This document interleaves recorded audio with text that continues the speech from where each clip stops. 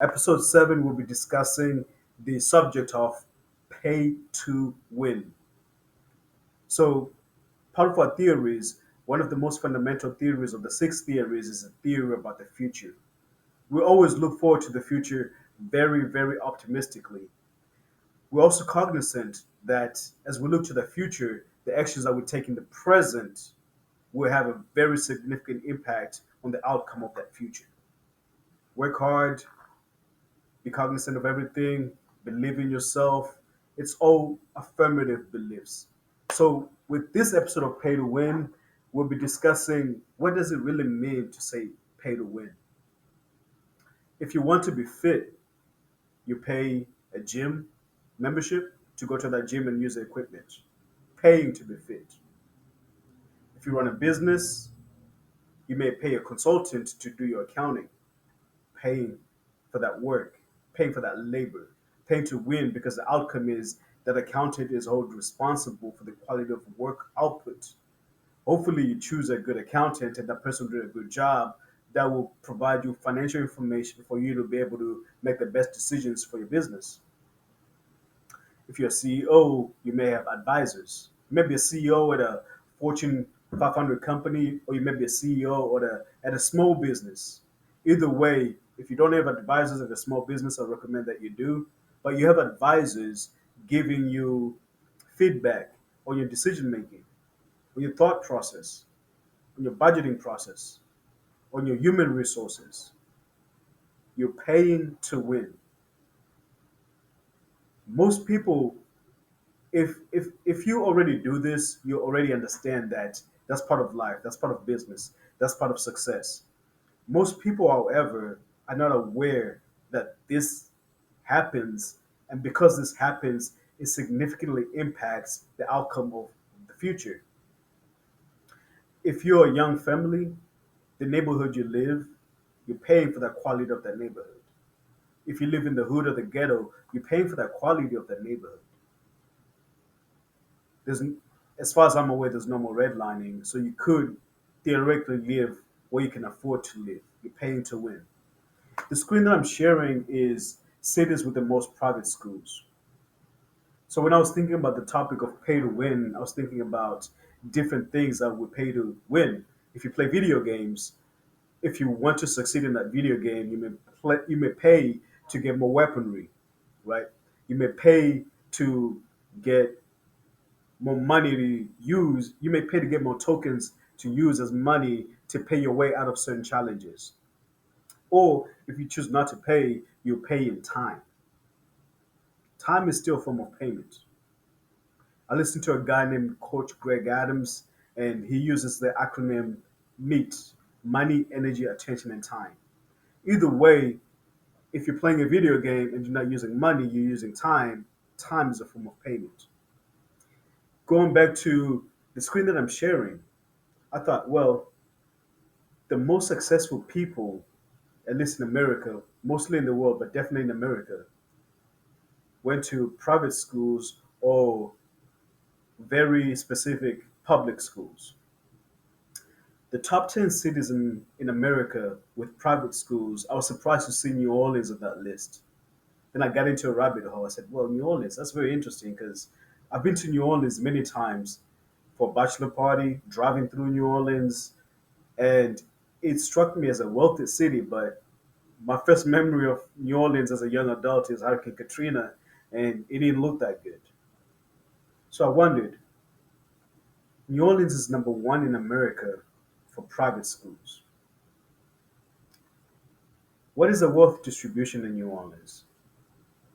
Then I realized, well, a black family at 44,900 median income, Hispanic family 62,100, white family 284,300. Congratulations to everyone, blacks, whites, Hispanic, whoever you are. I was just curious. And I thought, that's interesting.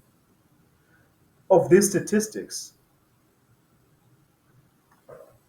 by race, since we're using race as a measurement or as a statistical analysis, what percentage of students by race are enrolled in private schools?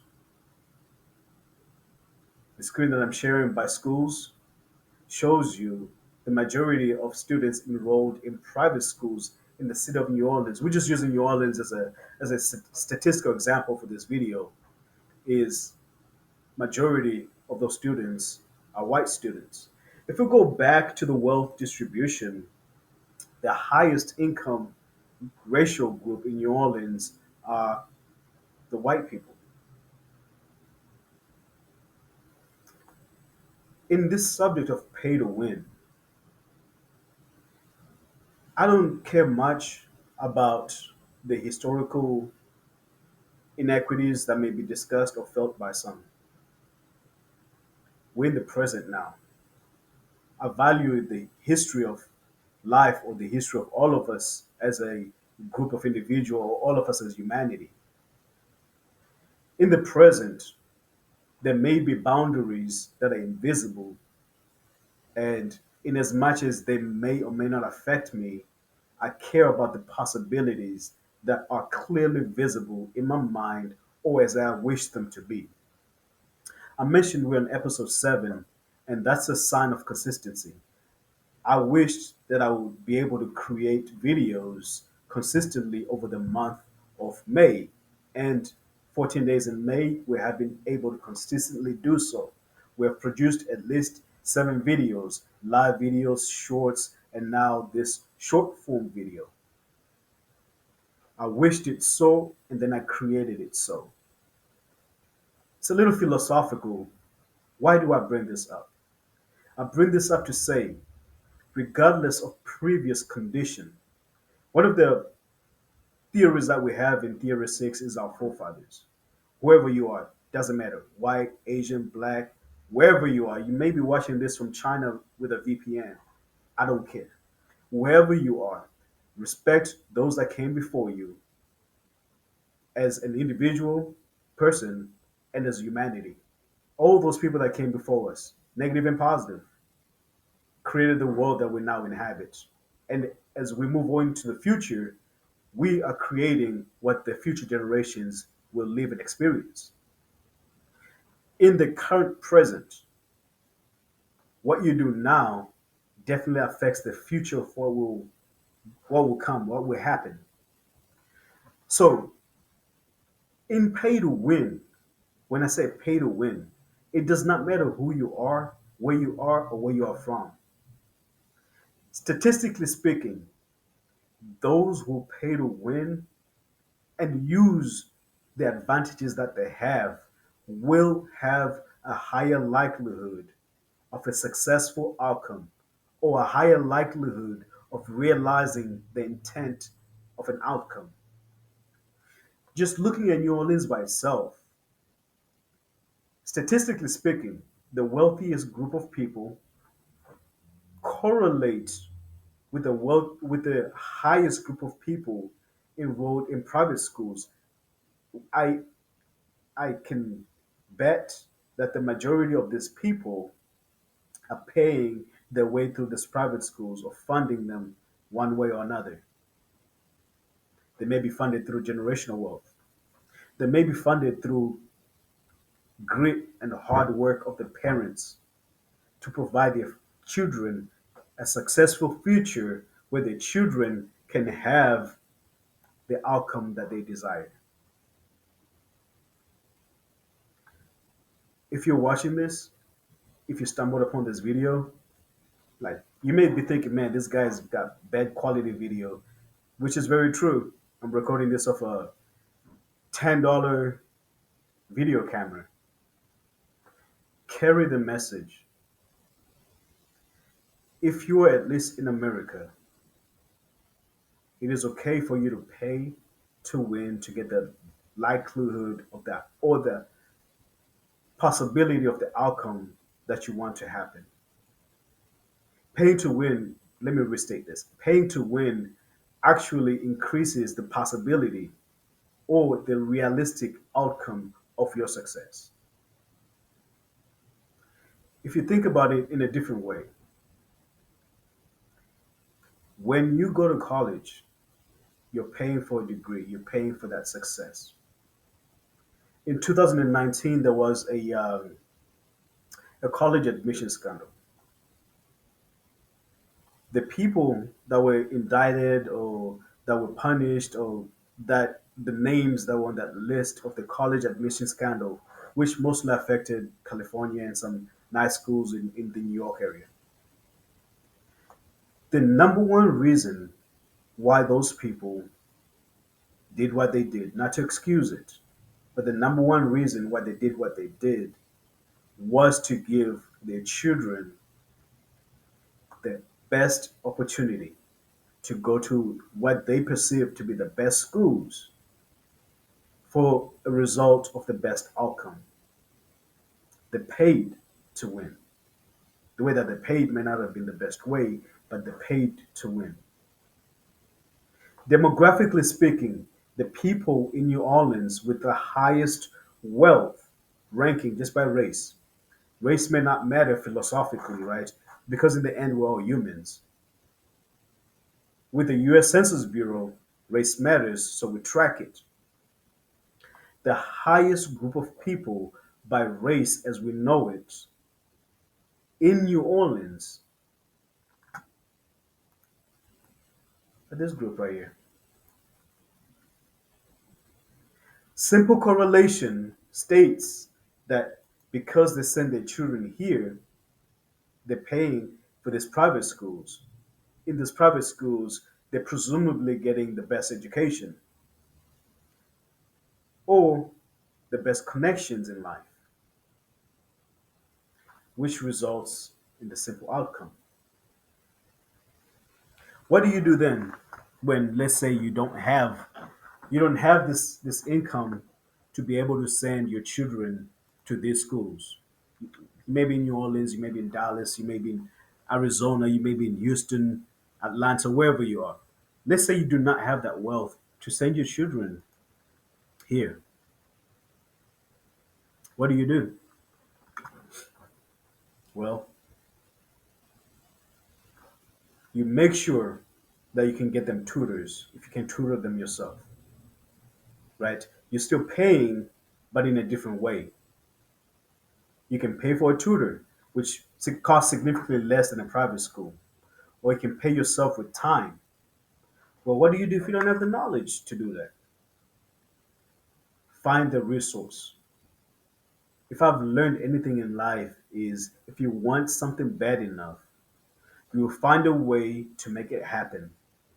And with divine providence, or maybe the alignment of the universe, whatever it is that you seek, the world around you will start aligning to that path that leads to the result and the outcome that you want. I say this because I have been lucky. Lucky in the sense that I wanted to do something, began to do it, and my life aligned with that goal.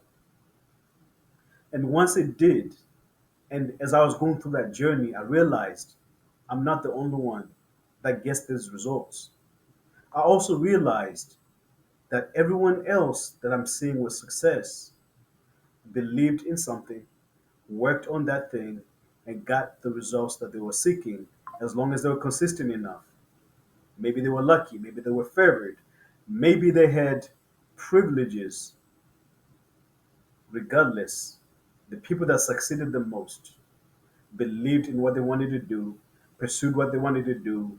If they had to pay for it, paid for it, and the result was their success.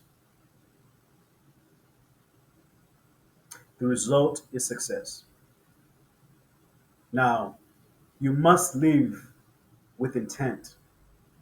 You must live with the intent that what you're doing will add up to what you want to happen. If you're watching this video, you probably know about Napoleon Hill. If you don't, look him up here on YouTube, find his videos, listen to any of his videos, and you will enjoy them. One of the things that he says in one of his videos, he's long gone now. This is from long ago when he recorded his videos. One of the things he says is if you want to plant a seed, in this case, let's call it a seed of corn.